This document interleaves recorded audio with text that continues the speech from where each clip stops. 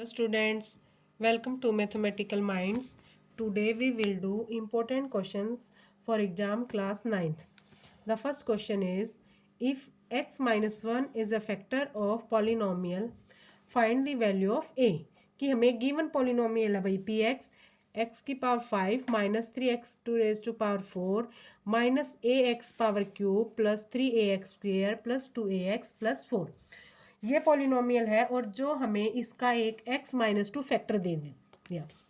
इसका मतलब क्या हुआ कि x minus two equal to हम जीरो पुट करते हैं, यहाँ से हमारे पास x की वैल्यू आ जाती है और x की वैल्यू क्या आ जाती है 2। जो x की वैल्यू 2 है उसको हम px पॉलिनोमियल में रख देंगे। ओके तो पी एक्स पॉलिनोमियल में रखने के बाद और उसकी वैल्यू अगर ये इसका फैक्टर है x माइनस टू, तो जब भी हम x इज इक्वल टू 2 इस पॉलिनोमियल में रखेंगे तो इसकी वैल्यू क्या आ जाएगी 0। तो ये हो जाएगा भाई x की पावर 5 जो पॉलिनोमियल है p ऑफ x है, तो हम इसको कर सकते हैं p ऑफ 2, क्योंकि हम x माइनस टू इसका फैक्टर है।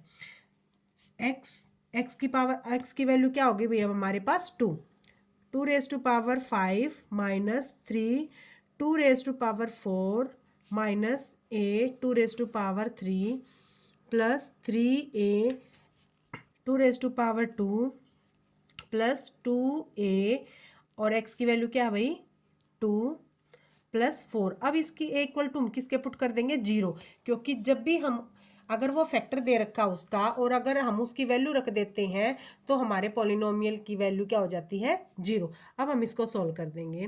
2 रेज टू पावर 5 क्या हो जाएगा भाई 32।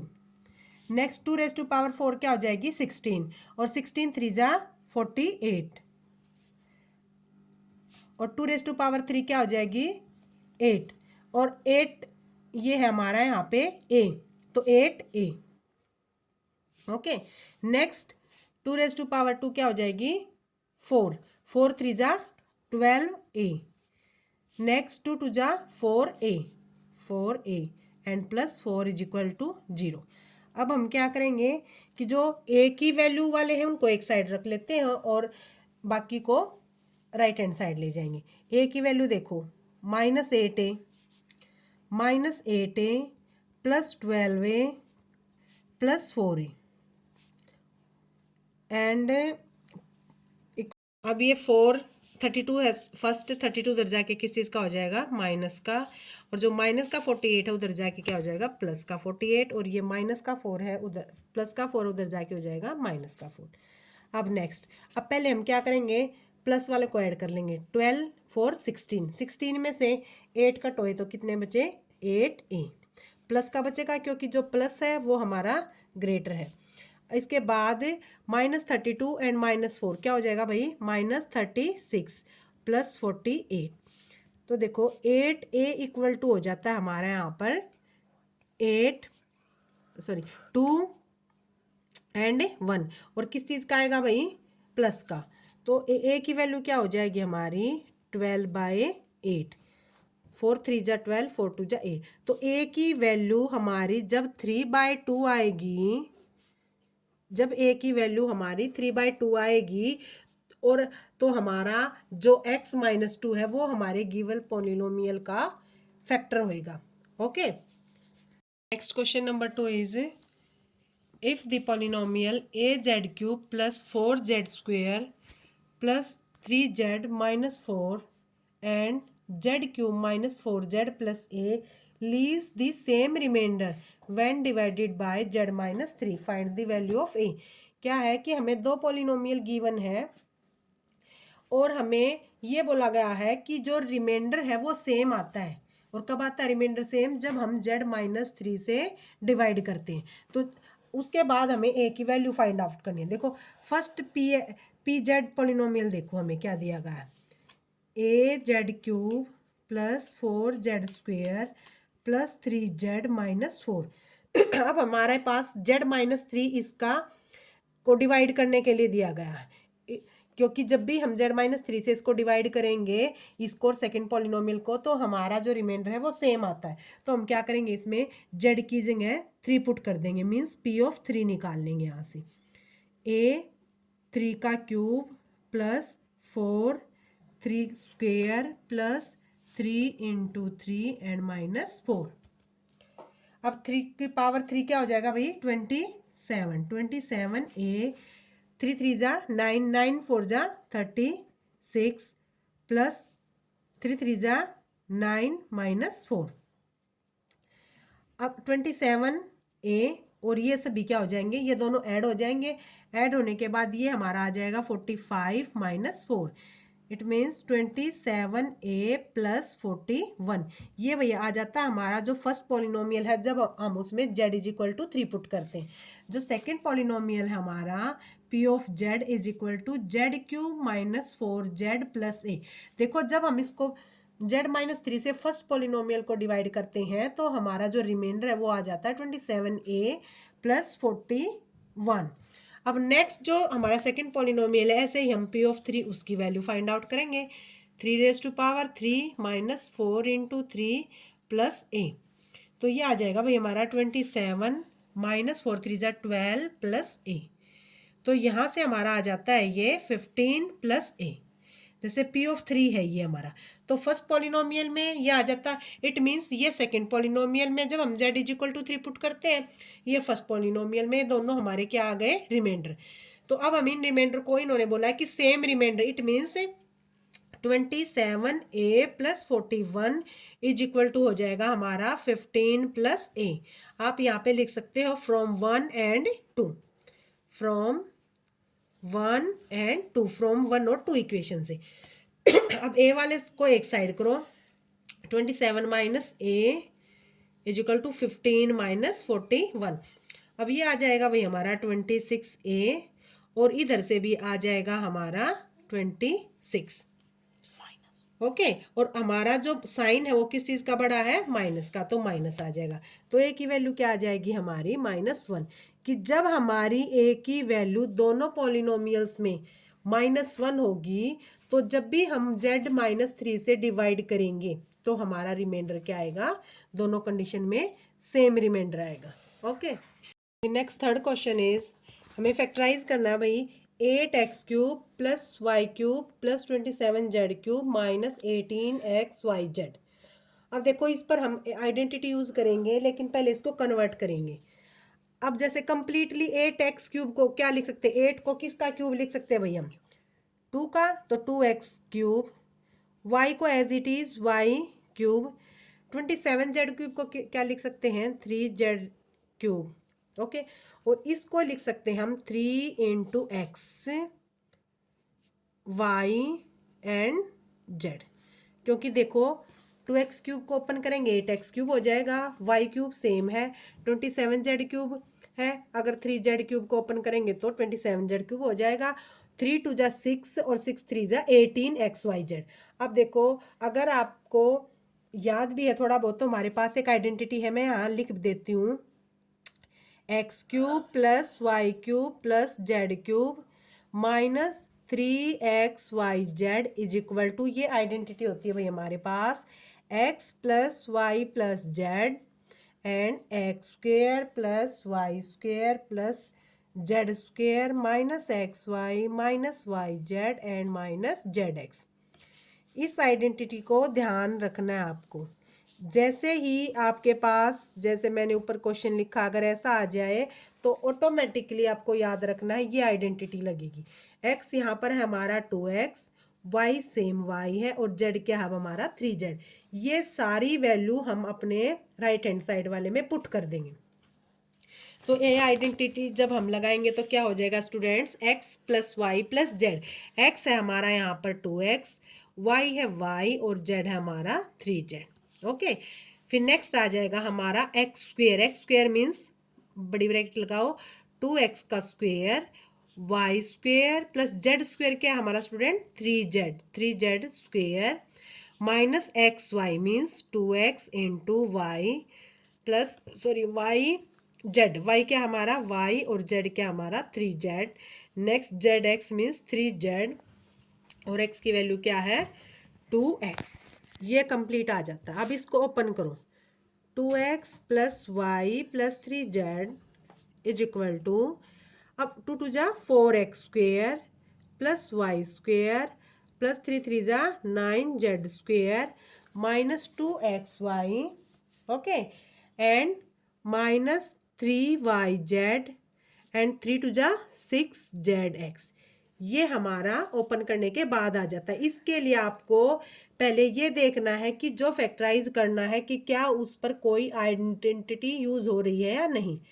अगर फिर हम ये देखेंगे कि स्प्लिट करने के बाद उस पर कौन सी आइडेंटिटी हम लगा सकते हैं, फिर नेक्स्ट में आपको ये वाली आइडेंटिटी यूज करनी है। Okay, next question number 4 is show that the bisector of angles of a parallelogram form a rectangle. देखो हमें इसमें स्टेटमेंट को बहुत ध्यान से पढ़ना स्टूडेंट्स, कि क्या बताया गया है कि जो बाइसेक्टर है एंगल्स के, किसके, एक पैरेललोग्राम के, जो ABCD है वो हमें एक पैरेललोग्राम दिया गया है। और जैसे DS एंगल D का बाइसेक्टर है, AS एंगल A का बाइसेक्टर है, एंड BQ एंगल B का बाइसेक्टर है, एंड CQ एंगल C का बाइसेक्टर। ये बाइसेक्टर दिए गए हमें एंगल्स के पैरेललोग्राम के, और हमें प्रूफ करना है कि जो PQRS है वो हमारा एक रेक्टेंगल है। तो first we write what is given. Okay, the given is ABCD is a parallelogram. ABCD is a parallelogram and angle of bisector are also given. Okay, या आप लिख सकते हो AS bisect angle A, DS bisect angle D, same BQ bisect angle B and CQ bisect angle C। Okay student, देखो ये bisect कर रहा हमारे इस एंगल को, और CQ बाइसेक्ट कर रहा है इस एंगल को। ये वाला एंगल इस एंगल के इक्वल है, ये वाला सेकंड इसके इक्वल है, और ये वाला हमारा इसके इक्वल है, और नेक्स्ट ये वाला हमारा इसके इक्वल। ओके, ये सभी चीज़ें हमें गिवन है। अब आ जाता हमें प्रूव क्या करना है। हमें प्रूव क्या करना है कि जो PQRS है, जो एंगल बाइसेक्टर से बनी हुई है, जो PQRS इज ए रेक्टेंगल। अब रेक्टेंगल प्रूफ करने के लिए आपको क्या प्रूफ करना पड़ेगा कि जो ये वाला एंगल है, या कोई भी ये वाला एंगल है, या ये वाले एंगल आपको 90 के प्रूफ करने हैं। ओके तो जैसे कि हमें पता है जो DX है या AS है, ये बाइसेक्ट किसको कर रहे हैं, हमारे एंगल A और D को। तो आप ऐसे लिख सकते हो, प्रूफ स्टार्ट करेंगे जब हम प्रूफ स्टार्ट करते हैं कि AS बाइसेक्ट एंगल A, ये हमारे एंगल A को बाइसेक्ट कर रहा है, और वही जो DS है and DS bisect angle D, ये हमारा गिवन है। DS बाइसेक्ट एंगल D को कर रहा है और AS बाइसेक्ट एंगल A को कर रहा है। तो अब हम क्या करेंगे कि जो हमारा DAS है, मीन्स ये वाला एंगल, और ADS है ये वाला एंगल, ये लेके चलेंगे हम इस ट्रायंगल में से। तो इन ट्रायंगल ASD, देखो ये वाली ASD इस वाली में, तो क्या हो जाएगा, angle ADS plus DAS, angle DAS means ये वाला एंगल और ये वाला एंगल। इसको क्या लिख सकते हैं भाई, जो ADS है ये वाला एंगल क्या है, हाफ ऑफ एंगल D लिख सकते हैं हम इसको, और भाई ये वाला एंगल है उसको क्या लिख सकते हैं, half of angle A। Okay student, तो हम दोनों में से क्या हाफ कॉमन निकाल सकते हैं, angle D plus angle A ये हम मेंशन कर सकते हैं। अब हमें पता है कि जो एंगल A है कंप्लीट और एंगल D है, तो भाई इनका सम कितना होएगा, 180, क्योंकि ये को इंटीरियर एंगल है, बिकॉज जो हमारा ABCD है वो क्या है, एक पैरेललोग्राम है। तो पैरेललोग्राम किए हैं तो जो इंटरनल एंगल होते हैं उनका सम क्या होएगा, 180। तो हम इसको लिख सकते हैं 1/2 इंटू 180। ओके, तो ये हमारा दोनों का क्या हो जाएगा, सम 90 डिग्री, ये आ जाएगा 90 डिग्री। आप जब ये वाला लिखते हो तो आप लिख सकते हो रीजन में angle A and angle D R को इंटीरियर। ओके भाई, ये लिखना पड़ेगा स्टूडेंट आपको कि आपने 180 क्यों यूज किया है। तो जो हमारा एंगल ए डी एस है and plus D A S है, मीन्स इस एंगल का और इस एंगल का सम क्या आ जाता है हमारा 180 डिग्री, सॉरी 90 डिग्री। अब हमारे पास क्या रह जाता है कि हमें तो इस एंगल का पता करना है, क्योंकि ये एंगल और ये एंगल क्या हमारे वर्टिकल अपोजिट एंगल। तो इन ट्रायंगल सेम ASD में ही हमारा कंटिन्यू चलता आ रहा है। तो क्या होगा हमारा angle ADS plus angle DAS, ये दो का सम तो हम ले ही चुके हैं स्टूडेंट। यहाँ पे हम एक थर्ड एंगल को भी कर देंगे, क्योंकि angle of a sum of the angles of a triangle is always 180 degree. तो इस एंगल को हम क्या लिख सकते हैं, एंगल ASD। ये तीनों ट्रायंगलों का एंगल का सम कितना आएगा 180। अब ये दो एंगल का सम क्या हमारा 90 degree plus angle ASD is equal to 180 degree. Then ASD जो हमारा है वो क्या आ जाएगा 90 डिग्री। अब जो ASD है ये किसके इक्वल होएगा स्टूडेंट्स, PSR के, PSR एंगल के।